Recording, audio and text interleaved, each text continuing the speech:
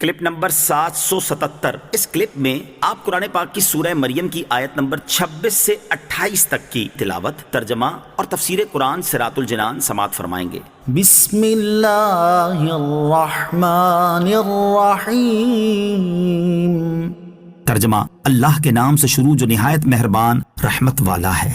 فَكُلِي وَاشْرَبِي وَقَرِّي عَيْنًا فَإِمَّا تَرَيِنَّ مِنَ الْبَشَرِ أَحَدًا فَقُولِي إِنِّي نَذَرْتُ لِلرَّحْمَنِ صَوْمًا فَلَنْ أُكَلِّمَ الْيَوْمَ إِنسِيًّا۔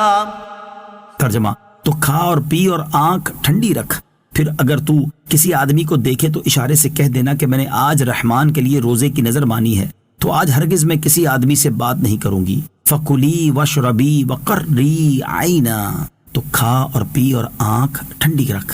اس آیت کا خلاصہ یہ ہے کہ حضرت مریم رضی اللہ تعالیٰ عنہ سے فرمایا گیا کہ آپ کھجوریں کھائیں اور پانی پئیں اور اپنے فرزند حضرت عیسیٰ علیہ السلام سے اپنی آنکھ ٹھنڈی رکھیں۔ پھر اگر آپ کسی آدمی کو دیکھیں کہ وہ آپ سے بچے کے بارے میں دریافت کرتا ہے تو اشارے سے اسے کہہ دیں کہ میں نے آج رحمان کے لیے روزے کی نظر مانی ہے، تو آج ہرگز میں کسی آدمی سے بات نہیں کروں گی۔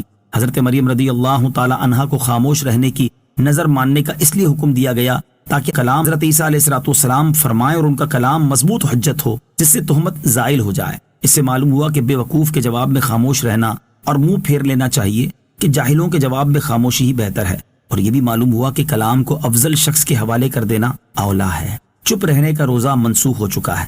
یاد رہے کہ پہلے زمانے میں بولنے اور کلام کرنے کا بھی روزہ ہوتا تھا، جیسا کہ ہماری شریعت میں کھانے اور پینے کا روزہ ہوتا ہے، البتہ ہماری شریعت میں چپ رہنے کا روزہ منسوخ ہو گیا ہے۔ حضرت ابو ہریرہ رضی اللہ تعالی عنہ فرماتے ہیں، نبی کریم صلی اللہ تعالی علیہ وسلم نے صوم وصال یعنی سحری اور افطار کے بغیر مسلسل روزہ رکھنے اور چپ کا روزہ رکھنے سے منع فرمایا ہے۔ فَأَتَتْ بِهِ قَوْمَهَا تَحْمِلُهُ قالوا يا مريم لقد جئت شيئا فريا يا أخت هارون ما كان أبوك امرأ سوء وما كانت أمك بغيا۔ ترجمہ، پھر عیسیٰ کو اٹھائے ہوئے اپنی قوم کے پاس آئیں تو لوگ کہنے لگے، اے مریم، بے شک تو بہت ہی عجیب و غریب چیز لائی ہے۔ اے ہارون کی بہن، نہ تو تیرا باپ کوئی برا آدمی تھا اور نہ ہی تیری ماں بدکار تھی۔ فَأَتَتْ بِهِ قَوْمَهَا تَحْمِلُهُ، پھر عیسیٰ کو اٹھائے ہوئے اپنی قوم کے پاس آئیں۔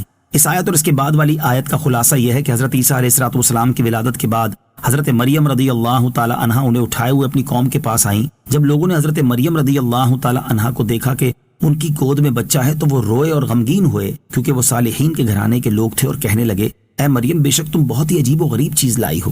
اے ہارون کی بہن، نہ تو تیرا باپ عمران کوئی برا آدمی تھا اور نہ ہی تیری ماں حنا بدکار عورت تھی، تو پھر تیرے ہاں یہ بچہ کہاں سے ہو گیا؟ یا اخت ہارون، اے ہارون کی بہن۔